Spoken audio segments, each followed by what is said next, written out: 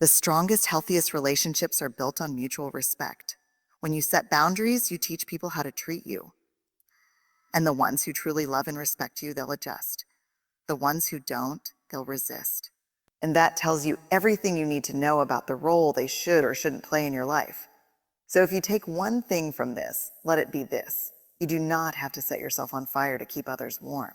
And most of all, you are allowed to say no without guilt, without apology, and without explaining yourself.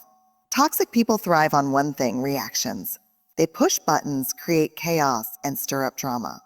Not because they want resolution, but because they want control. The moment you engage in their game, you hand them power over your emotions. That's why one of the smartest things you can do when dealing with toxic people is this: don't take the bait. Why toxic people want a reaction? Toxic people are like fishermen. They dangle the bait.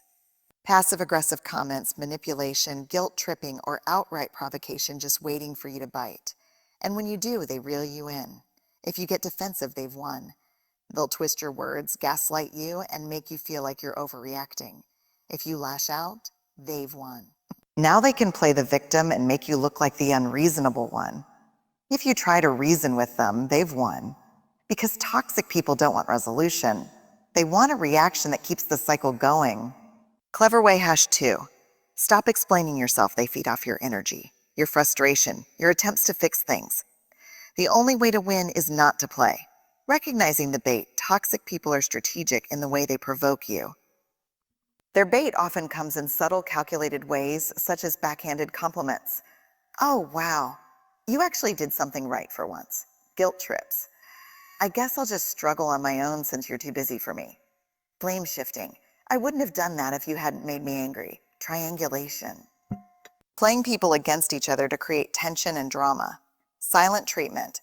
Withholding communication just to make you anxious and force a reaction. The key is to see the bait for what it is: a tactic to pull you into their drama. Once you recognize it, you regain control. Mastering the art of disengagement. Here's a simple but powerful truth. You don't have to attend every argument you're invited to. You don't have to respond to every insult, every provocation, or every guilt trip. You can choose silence. Here's how you disengage effectively. Stay neutral. When they try to provoke you, don't react emotionally. Keep your tone calm and neutral. They can't fight with someone who refuses to engage. Use minimal responses. A simple, I see, or that's interesting, can shut down their attempts to drag you into an argument. Delay your response. If someone is baiting you over text or email, don't respond immediately. Give yourself time to calm down and craft a neutral response, or don't respond at all. Exit the conversation. If things escalate, physically or verbally, remove yourself. I'm not engaging in this conversation, and walking away is a power move. Let them sit with their own behavior. Toxic people want you to clean up their mess emotionally, mentally, or clever way #3. Silence is power even physically. Don't let them deal with the consequences of their actions. The power of emotional detachment. Toxic people lose interest when their tactics stop working. They want chaos, but if you refuse to give it to them, they have nothing to latch onto. Detachment doesn't mean you don't care. It means you care more about your peace than their games. It means you understand that not every battle is worth fighting and not every comment deserves a response. It means knowing that your energy is yours to protect. 5, they wish them well from a distance. Detaching with compassion means you don't have to hate them, wish them harm, or seek revenge.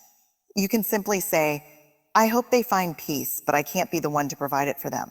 This mindset allows you to walk away with grace rather than guilt. Detaching doesn't mean you don't care. The people we walk away from aren't always villains. Sometimes they are people we deeply love who are trapped in their own pain, repeating harmful cycles they may not even realize they're in.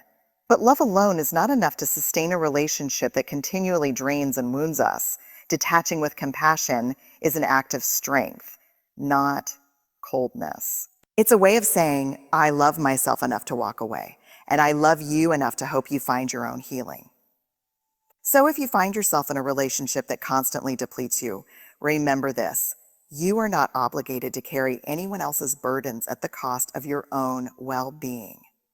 You can release them with love, with kindness, and with the knowledge that sometimes the most loving thing you can do is let go.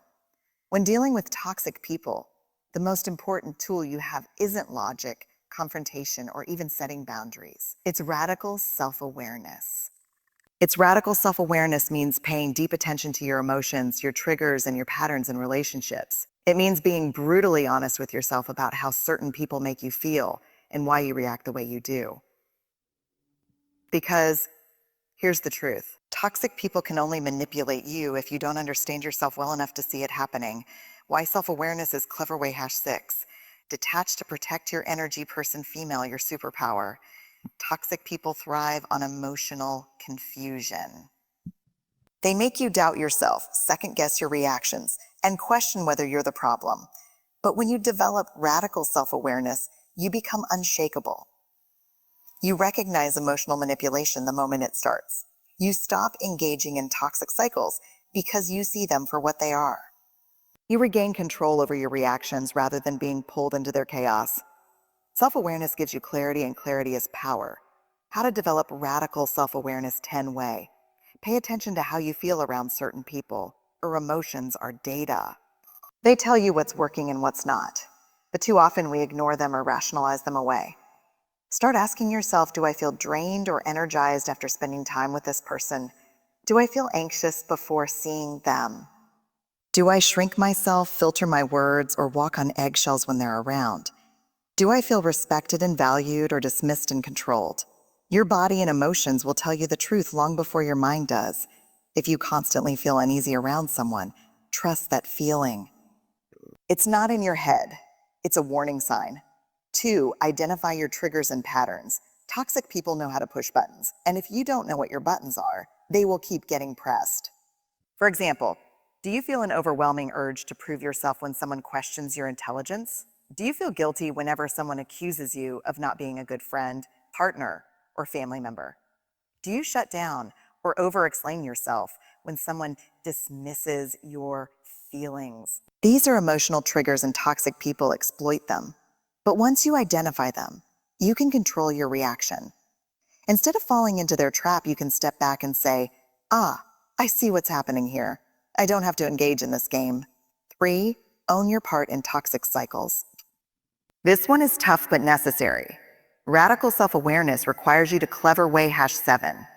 Walk away without regret, person male, take responsibility for how you show up in toxic relationships. That doesn't mean the toxicity is your fault. It means you have the power to change how you respond to it.